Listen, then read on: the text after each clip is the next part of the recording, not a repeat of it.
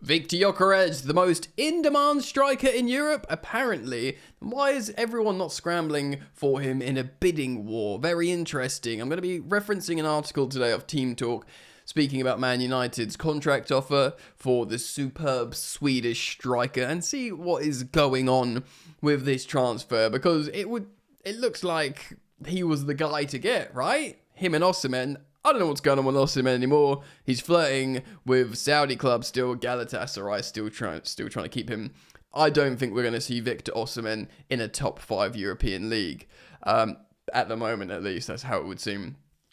Viktor Gyokeres, though, is very, very interesting. He scored loads of goals. And are we at the point now where there's a transfer war between Arsenal, who I thought were going to go for Benjamin Sesko, and Man United, who I thought were horrendously broke, and why would you ever want to go there? So it's very, very interesting, and I want to get into it today. Guys, welcome back to Football Yannick. Just firstly, thank you so much for your support. We've hit 18,000 subscribers together. We've smashed through the 18,000 subscribers ceiling, so I'm very, very thankful to you guys. Very much, I suppose, the road to 20,000 subscribers here on the channel and beyond, I suppose. Everyone's welcome. I talk about all the stories in world football. It's just my opinion. Don't get offended. Hopefully you do find it interesting, and hopefully you want to subscribe. And if you choose to, hit the bell so you get notified when I upload. And thanks for liking the video and all that lovely stuff. Look, this situation with Viktor Gyokeres is big. I'm not going to do any stat sharing with you. I've done it on previous videos. He's playing in the Portuguese league, which of course isn't a top 5 league. Though it isn't far out, like it's probably a top 7 leagues in the world. But of course, 7th best league versus the Premier League, the best league, and these are the clubs he's being linked to, is a big difference. Is a big difference. And of course, he's been playing for a very good team in the Portuguese league as well. So the opposition is not as good as his team often. Lots of caveats there, but then again, he does score in the Champions League. He does score for his country. He is in his prime. He's a sort of drag and drop, plug and play, good centre forward, good to go now. He's 27 years old, so it's not one for the future. You're not going to get resellability. You're going to get a striker who scores goals right now. But I like I said, I've done the stats thing before on the channel. He maxes out all the percentile graphs because of how much he scores. He gets assists and how good he is as well. But like I said, it really, really is context required. And I'm going to run through an article here. I'm not going to screen share because I don't see much point for this. But it's on Team Talk. It's talking about Viktor Gyokeres offered a huge £212,000 a week deal after Arsenal decision.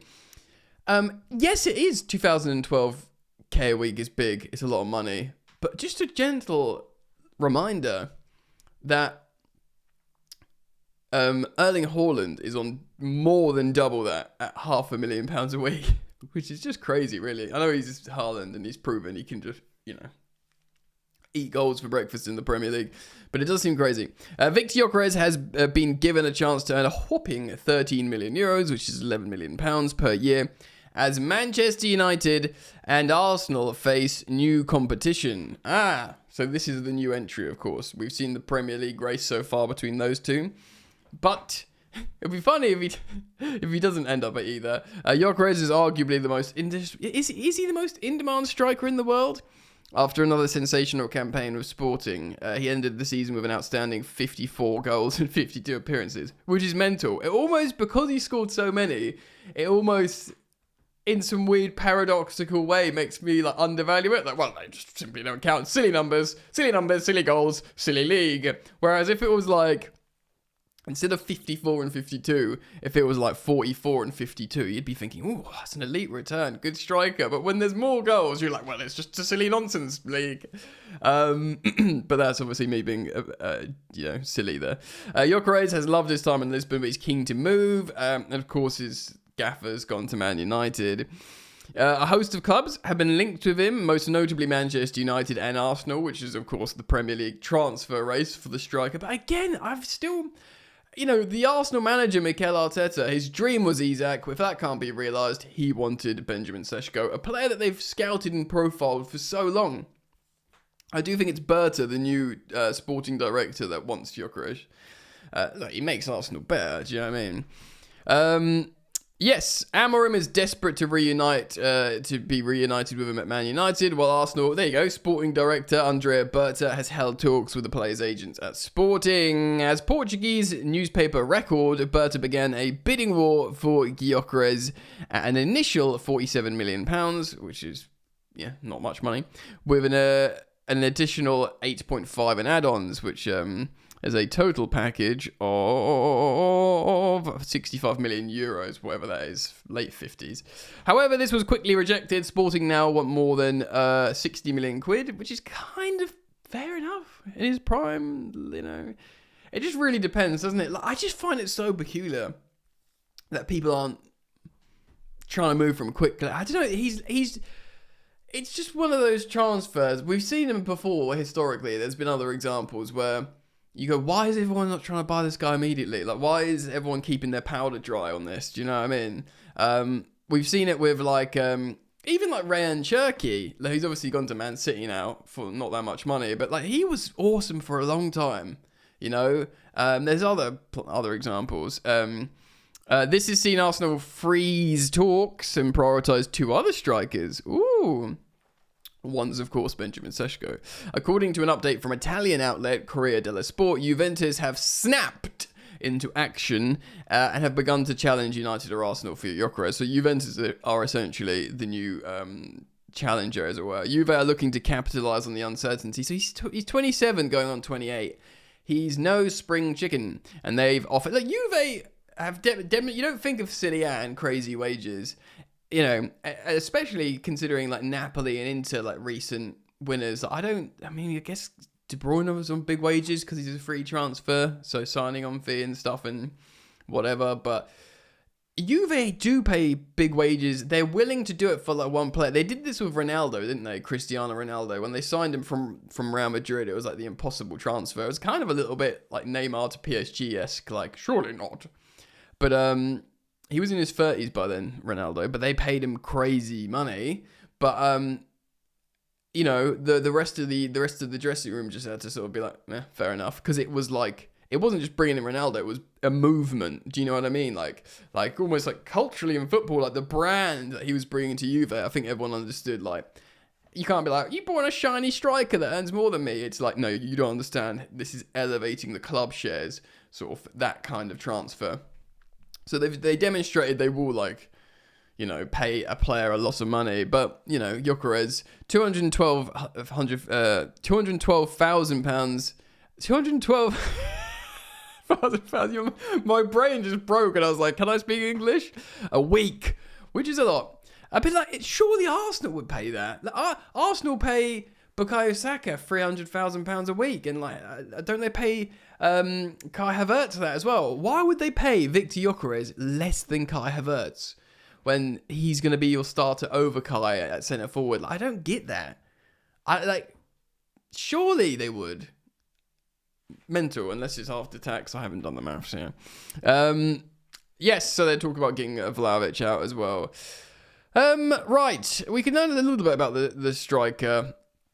He had an unusual path to the top. I'll just quickly breeze through this. He was, the Stockholm 18 was just 19 years old when he was signed for the Seagulls. He signed for Brighton, and if Brighton let you go, you might not be that good. Gyokeres was mildly productive during a loan spell with St. Pauli in the Bundesliga's vie, so the second division in German football in the 1920 campaign. So he was in his 20s, he was he wasn't a prospect. He was early 20s, and he scored 7 goals in 28 games in the second division of the Bundesliga.